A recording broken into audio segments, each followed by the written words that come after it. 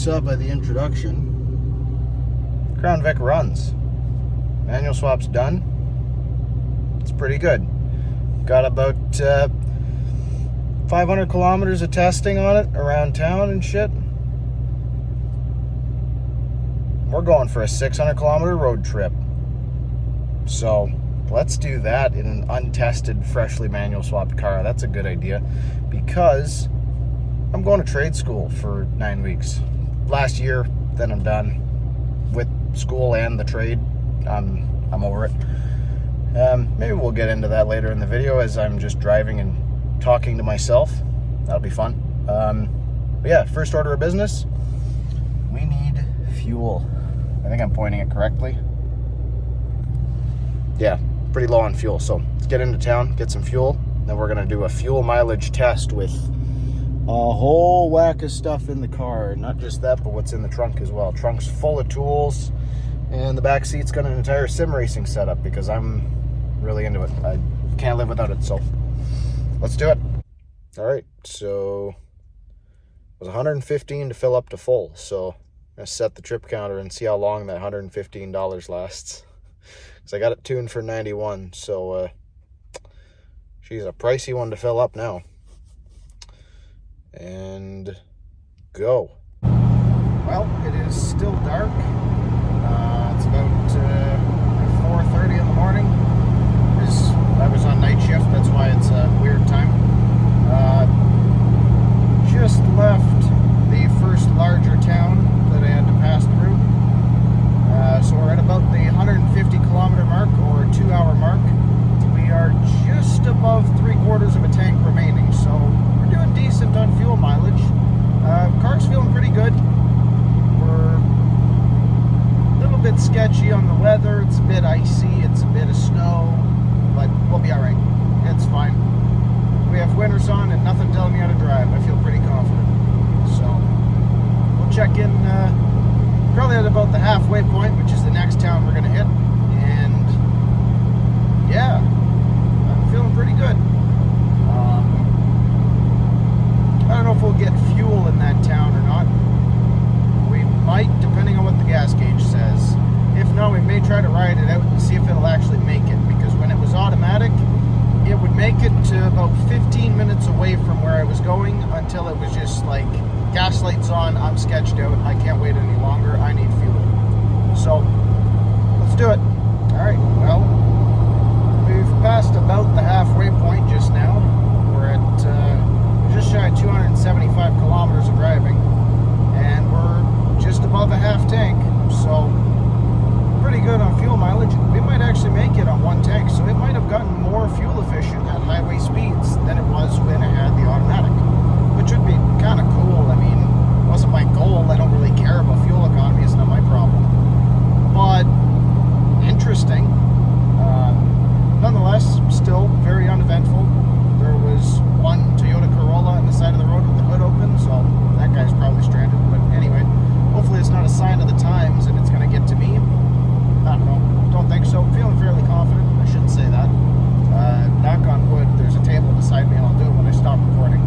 Anyway, what else was I going to say? My back's starting to get a little sore. Pretty typical though. These seats are not the best. That's kind of why I wanted to do the bench seat swap, but you know, it didn't fit. I don't know if that ever made it into a video or not, but I tried. It didn't fit. Too wide. That's something we might do while I'm here. I plan on trying to record and release once a week, like I used to. That'll probably be in the cards, finding a bench seat, putting it in this, because that's like the last true piece of... it's the last thing to make it a true American car, you know what I mean? It's a big body, 4-door sedan, manual transmission, V8, rear-wheel drive, live axle, posi track. Just missing a front bench seat. So maybe that'll be in the cards. Anyway, let's skip to when we get off of this 4-lane highway and get onto some more 2-lane back road kind of road. And that'll be about the 1 hour and a half remaining mark. So let's hit the road, but not actually. Don't punch the road. We're just gonna keep driving.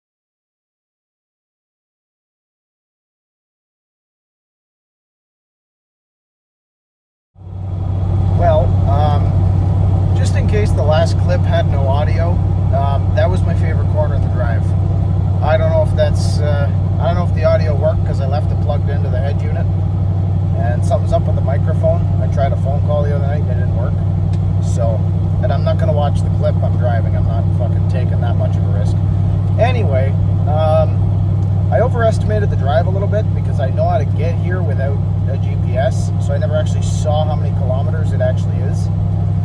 But we got off of the 4-lane road, and we are now on the regular 2-lane highway, and so we have about an hour and 15 left, and we just hit 350 kilometers.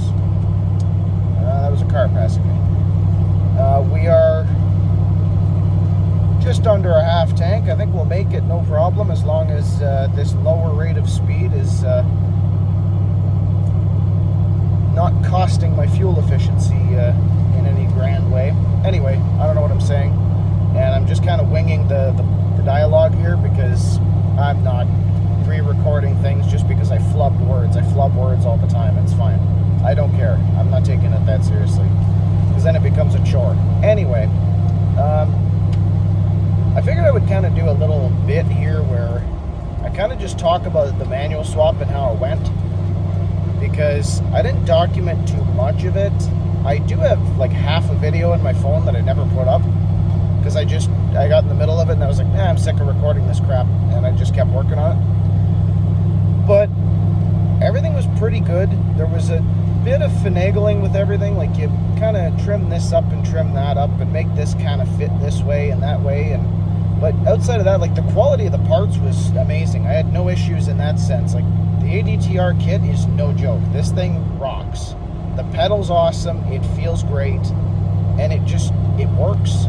So if you think you're going to manual swap a Panther, ADTR.net, go. This guy's worth the money. But I did have issues, on the other hand, with the travel of the slave cylinder.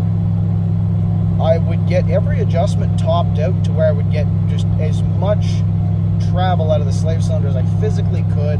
I vacuum bled the system, so I knew there was an air in it. I let it sit to confirm that the pedal feel was not changing, to be 150% sure there was no air in it. And I still couldn't quite get that last, I don't know, it's about 3/16 of an inch of travel, which was exactly what I needed to disengage the clutch fully. So we had a little thing where the clutch was dragging. I ended up just getting a bigger bore master cylinder. The ADTR kit comes with a 3/4 inch bore, whereas I ended up ordering a 7/8 bore. And that solved my problem right away. It was, when I ordered that master cylinder, FedEx lost it twice. I ordered one, they lost it completely. I filed a claim, and nothing ever came of it. They never found it. And then the second one, they lost it, and I figured, okay, I'm just gonna give it time. We're in the UPS, or not UPS, but we're in the Canada Post strike. UPS is probably swamped. I'll just wait longer. And it ended up showing up like 2 weeks after it was supposed to. I got it. It's not the end of the world, but at the same time, fuck you, UPS. You really wasted my time. Anyway, yeah, it's, manual swap's pretty good. It's pretty good. And it's a fairly self-explanatory process. Like, you do have to do some research on it, and you gotta watch out, like, you gotta watch which 3650 you get. You make sure you don't get a 05 to 10 Mustang 3650, because that one requires a lot more custom work.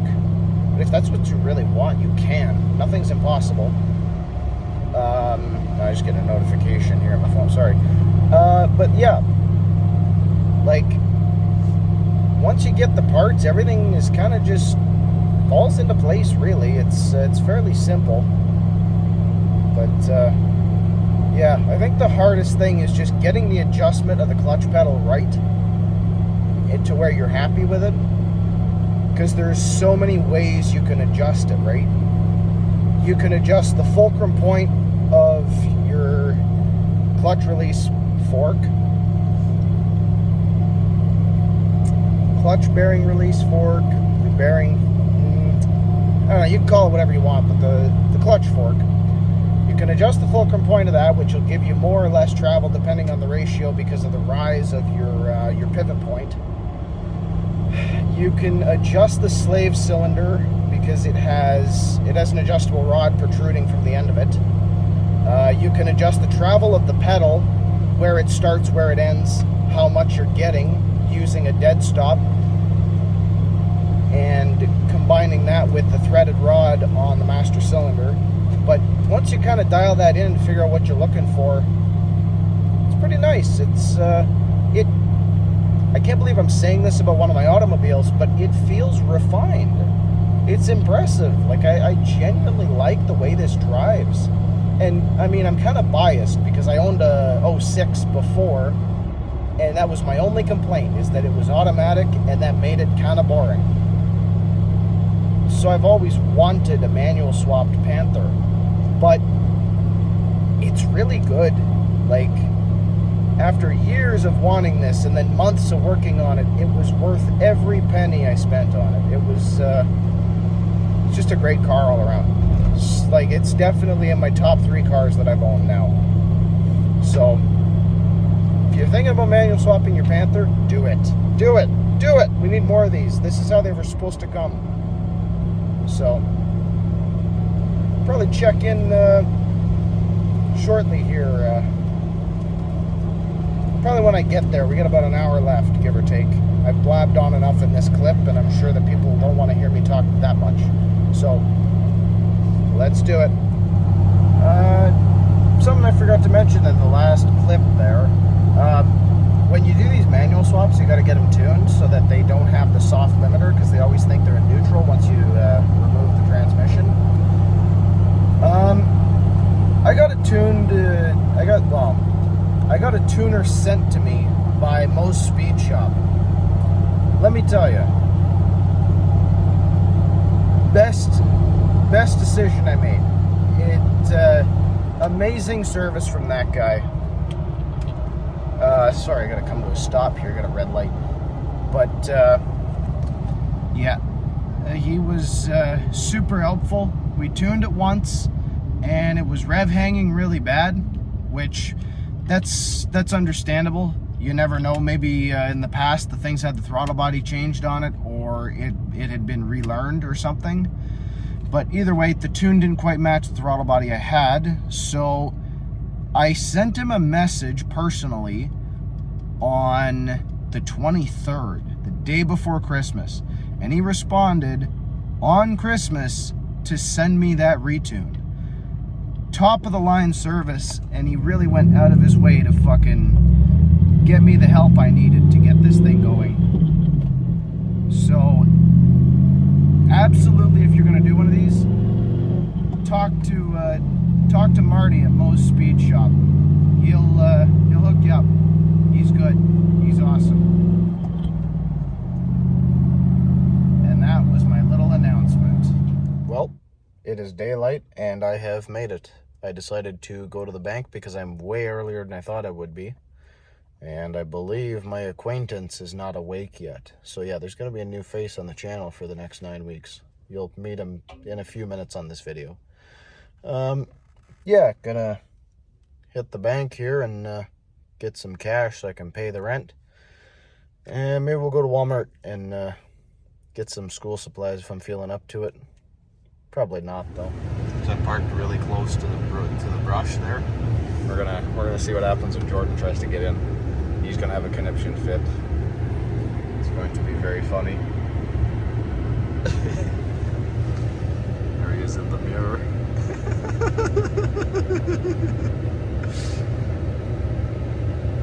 Unsuspecting.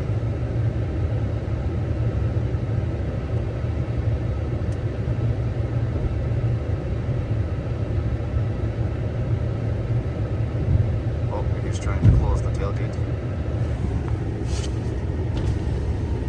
What?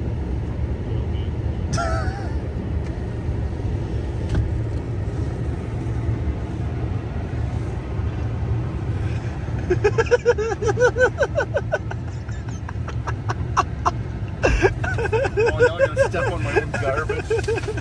Yeah, good job. Oh, it's warm in here. It smells like fucking cigarettes.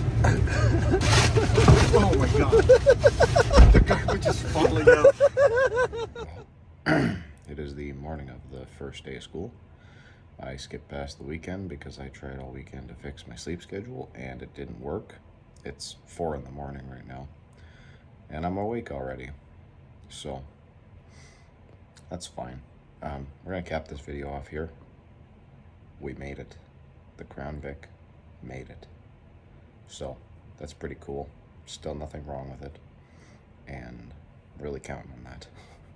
Or else I might have to buy another car. It'd be just as fun though. Anyway, yeah, I'm gonna leave this video off here, so subscribe. Do it, because I really want to commit to this. Even though I feel like I'm not going to do it, I have to. I will commit to this. It's fine. We'll do it. So, yeah, subscribe. There's more coming. I swear on my life.